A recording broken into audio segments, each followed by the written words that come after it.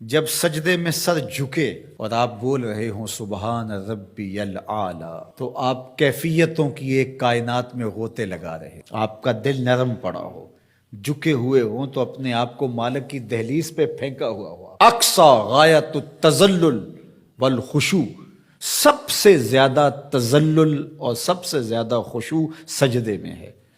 اور حضرت شیخ احمد مجدد الفسانی علیہ رحمہ فرماتے ہیں بندے کو سب سے زیادہ قربت سجدے میں نصیب ہوتی ہے۔ حضرت شیخ عبد القادر جیلانی علیہ رحمہ والرضوان آپ فرماتے ہیں کہ تصوف میں سب سے بڑھ کر مقام جو بندے کو نصیب ہوتا ہے وہ مقام ابدیت ہے، اور اس کی انتہا سجدہ ہے۔ تو بندگی کے اندر جو نور رکھا گیا ہے، تضرع کے اندر، عجز کے اندر، انکساری کے اندر، نہاد شاخ پر میوہ سر بر زمین، جس شاخ پر پھل لگتا ہے وہ اپنا سر جھکا لیتی ہے، اکڑی ہوئی شاخ پھلدار نہیں ہوتی۔ ایمان کا ثمرہ یہ ہے کہ جب بندہ اللہ کے حضور جاتا ہے تو اس کی طبیعت میں تضرع پیدا ہوتا ہے، رقت پیدا ہو جاتی ہے، نرمی پیدا ہو جاتی ہے، اس لیے اس کو رب کے ہونے کا یقین ہوتا ہے۔ یار دل والا کوئی بندہ ہو تو مرشد کے سامنے جا کے دل پہ قابو نہیں رہتا،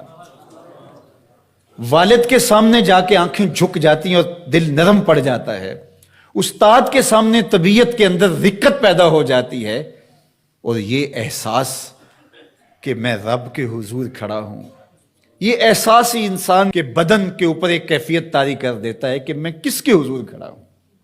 اللہ اکبر۔ اور حضور کے روضے پہ کھڑا ہو، مواج انور کے سامنے کھڑا ہو اور شور و غل کر رہا اور سیلفیاں بنا رہا اور ہاتھ میں جوتا بھی پکڑا ہوا ہو، یہ محبت نہیں، کچھ اور ہے، یہ محبت نہیں ہے۔ وہ کہا تھا سید سلیم گیلانی مرحوم نے، اللہ ان کی قبر پہ کروڑوں رحمت نازل، نظر سے جمال گنبد خضرا دیکھ رہا ہوں۔ اگر آپ کو شعر کا ذوق ہو، چونکہ یہ نعت خان جو ہیں اب تو نعت خون بن گئے ہیں، جس طرح یہ نعت کا خون کر رہے ہیں، اور پھر شعراء نے جو معیار نیچے کر دیا ہے نعت کا، استغفر اللہ، جس طرح کے بازاری لفظ نعت میں مندرج کیے جا رہے ہیں۔ نعت کہنا کوئی عام سا کام ہے؟ زباں ہو محو توصیف و ثنا تو نعت کہتا ہوں، بنے جب دھڑکنے صلی اللہ تو نعت کہتا ہوں۔ نعت کوئی معمولی چیز ہے؟ یہ حضور کی بارگاہ میں دست بستہ حاضری کا نام ہے، یہ ادب سے حضور کی بارگاہ میں پیش ہونے کا نام ہے۔ لے سانس بھی آہستہ کے دربار نبی، یہ حضور کی بارگاہ ہے۔ اللہ اکبر۔ تو اب سنیے ذرا، نظر سے جمال گنبد خضرا دیکھ رہا ہوں، نظر سے جمال گنبد خضرا دیکھ رہا ہوں، میں کون ہوں کیا دیکھ رہا ہوں۔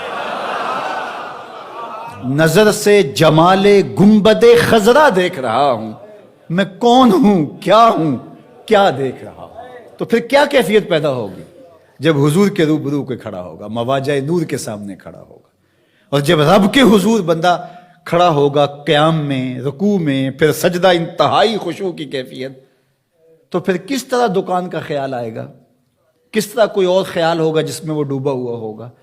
تو اگر یہ سب کچھ پھر بھی چل رہا ہے، کعبۃ اللہ کے سامنے کھڑے ہو کے بھی یہ سب کچھ چل رہا ہے، جس طرح گھر کی دیوار دیکھی ایسے کعبۃ اللہ کی دیوار دیکھی، کوئی فرق نہیں پڑا، تو پھر اس کا مطلب حلاوت ایمان نہیں ہے، تو وہ پھر پیدا کرنا پڑے گی۔ وہ حلاوت ایمان کا نتیجہ ہے کہ یہ چیزیں نصیب ہوتی ہیں۔ اس کا پھر عملی نتیجہ جو ثمرہ ہے وہ ملتا ہے کہ اللہ کی حلال کردہ چیز کو وہ حلال سمجھے گا، اور اللہ کی حرام کردہ چیز کے قریب جا ہی نہیں سکتا، اس لیے کہ رب کی ناراضگی کا سبب ہوگا۔ برائی کے اندر کی غلاظت جب کھل کے سامنے آ جاتی ہے تو پھر برائی میں اٹریکشن ہی نہیں رہتی۔ یہ برڈ فلو کا شوشہ چھوڑا گیا 2-4 سال پہلے تو لوگوں نے مرغی کھانا چھوڑ دی، مرغوب تھی، محبوب تھی، لذیذ تھی، گلی گلی بک رہی تھی، لیکن کاروبار ٹھپ ہو کے رہ گیا ایک وہم کی بنیاد پر کہ یہ بیماری پیدا کرتی ہے، لذت کام و دہن کو ترک کر دیا۔ تو جب یہ یقین ہو کہ میرے رب نے اس چیز سے منع کیا ہے تو اس کے اندر اللہ کی ناراضگی ہے، اس میں شر چھپی ہے، اس میں زہر ہے، تو کس طرح اس گناہ کی طرف بندہ بڑھ سکتا ہے؟ کبھی ہو ہی نہیں سکتا۔ لیکن یہ ثمرہ ہے ایمان کا جب حلاوت ایمان نصیب ہو جائے۔